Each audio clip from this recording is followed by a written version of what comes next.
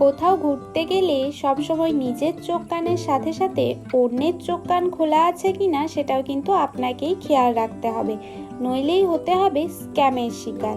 কি স্ক্যাম বলছি। So hello বন্ধুরা, আমি কাবেরী আর কাবেরীর সাত কানের নতুন একটি ভিডিওতে আপনাদের অনেক অনেক স্বাগত। তো ইস্ট সিকিম জার্নির তৃতীয় দিন দুপুরবেলা আমরা আমাদের হোটেলে পৌঁছে যাই। এসে ফ্রেশ হয়ে লাঞ্চ সেরে হালকা রেস্ট নিয়ে বিকেলবেলা বেরিয়ে পড়ি আশপাশটা ঘুরে দেখতে। জায়গাটা আসলেই অফবিট, গ্যাংটকের মল রোডের ভিড়ভাট্টা থেকে দূরে শান্ত একটা গ্রাম।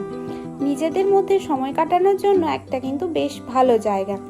তবে গত দুদিন ধরে আমরা যেভাবে ননস্টপ ঘুরছি তাতে বেশ ভালোই টায়ার্ড ছিলাম, তাই কারোরই খুব বেশি হাঁটতে ইচ্ছে করছিল না। তাও আমরা একটু আগিয়ে আসি, আর এই যে সাদা বাড়িটা দেখছেন, এই বাড়িটার পাশ দিয়ে সিঁড়ি দিয়ে আমরা নিচটায় নেমে যাই। আর এখানটাতেই রয়েছে ঘাস দিয়ে ঢাকা অনেকটা ফাঁকা জায়গা, বেশ একটা ভ্যালির মতো। আর ওই যে দূরে গ্যাংটক শহরটাকেও কিন্তু বেশ ভালোভাবেই দেখা যাচ্ছে। তো এখানটায় কিছুক্ষণ সময় কাটিয়ে সন্ধ্যের আগে আগে আমরা রওনা দিই হোটেলের দিকে। ওই যে দেখুন, আকাশে পাখিগুলোও নিজেদের বাড়ির দিকে রওনা দিয়েছে, আর মেঘটা কি দারুণ নেমে এসছে না শহরের ওপর। তবে আমরা ফিরে আসি বাদাম ভাজা আর চানাচুর নিয়ে। কেন সেটা অবশ্যই বলছি। এই যে এসেই সুন্দর করে শসা, পেঁয়াজ, চানাচুর দিয়ে মুড়ি মেখে আমাদের আড্ডা শুরু হয়। আর ঠিক তারই একটু পরে আসে আমাদের জন্য এই চার গামলা চা আর পকোড়া। হ্যাঁ, গামলায় বলছি, কারণ এত চা একসাথে আমাদের খাওয়ার অভ্যেস নেই। আর মজার বিষয় হলো, যখন চা দিতে আসে তখন আমরা মুড়ির বাটিটাকে লুকিয়ে বেড ক্লিন করে একদম গুটগালের মতন বসেছিলাম। আর তারপর চলে যাওয়ার পরও আমাদের মুড়ির আড্ডাটা আরও জমে যায় চা আর পকোড়ার সাথে। তবে এটাই প্রথমবার যে আমরা হোটেলে গিয়ে মুড়ি খাচ্ছি। তবে আপনারা কেউ ঘুরতে গিয়ে মুড়ি খেতে ভালোবাসেন কি? অবশ্যই কিন্তু কমেন্ট করে জানাবেন। তো মুড়ি সেবা করে আমাদের শুরু হয় লুডো। ফার্স্ট রাউন্ডে রিতম হেরে গিয়েছে রূপকদার থেকে, তাই নতুন করে এনার্জি গেইন করে আবার সেকেন্ড রাউন্ড চলছে রূপকদাকে হারানোর প্রচেষ্টা। তো দেখা যাক কি হয়, আপনারাও জানান কে জিতবে। আর টান টান উত্তেজনা নিয়ে রিতম জিতে যায়।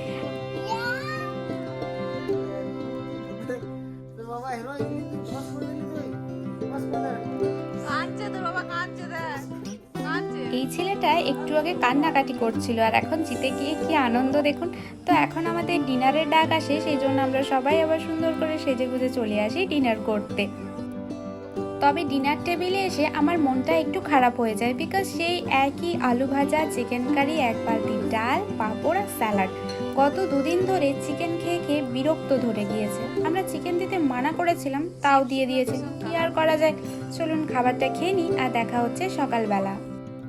গুড মর্নিং বন্ধুরা, উইথ আসাম সিটি গোল্ড চা দিয়ে। সিটি গোল্ডের গয়না হয় জানতাম, চাও হয় জানতাম না। আপনারা কেউ জানতেন কি?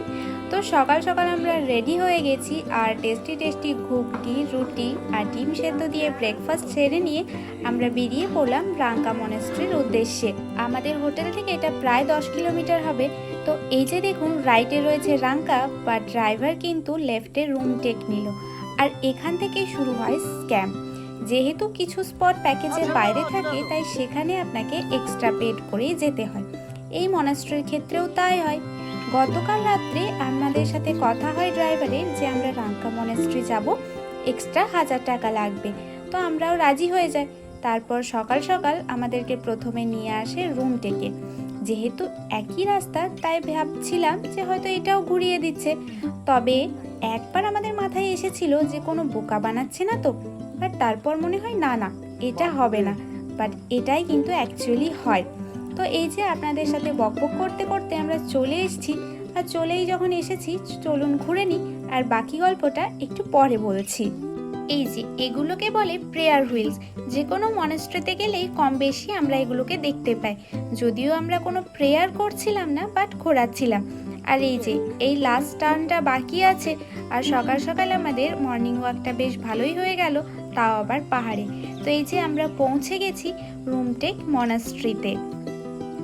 ওই দিকটা স্কুল আর হোস্টেল, আর এই দিকে রয়েছে মেন এন্ট্রান্স মনাস্ট্রি। তো চলুন।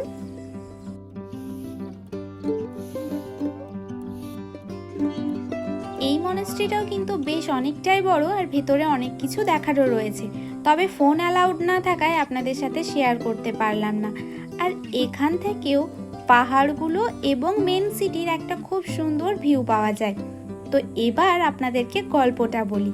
যেহেতু আমরা রাঙ্কা যাব ভেবেছিলাম, তাই এখানে নিজেদের মতো একটু ঘোরাঘুরি আর কিছু ফটোশ্যুট করে আমরা বেরিয়ে পড়ি। বাট ড্রাইভার যখন আমাদেরকে আবার হোটেলের রাস্তা ধরে নিয়ে যায়, তখন জিজ্ঞেস করলে বলে আপনার তো রুম টেক যাবেন বলেছিলেন, এবং আরও অনেক কথা। মোট কথা রাঙ্কা গেলে আরও এক্সট্রা 1500 টাকা লাগবে। দ্যাট মিনস আপনাকে বলবে এক আর নিয়ে গিয়ে তুলবে আর এক জায়গায়। আর এই অবস্থায় এজেন্টকে বলেও কিন্তু কোনো লাভ নেই। তো যাই হোক, কি আর করা যায়, ঝগড়া করে তো কোনো লাভই হবে না। তাই দুঃখী দুঃখী মন নিয়ে আমরা সবাই আবার হোটেলে ফিরে আসি, নিজেদের জিনিসপত্রগুলো গুছিয়ে নিই আর রওনা দিই বাড়ির উদ্দেশ্যে।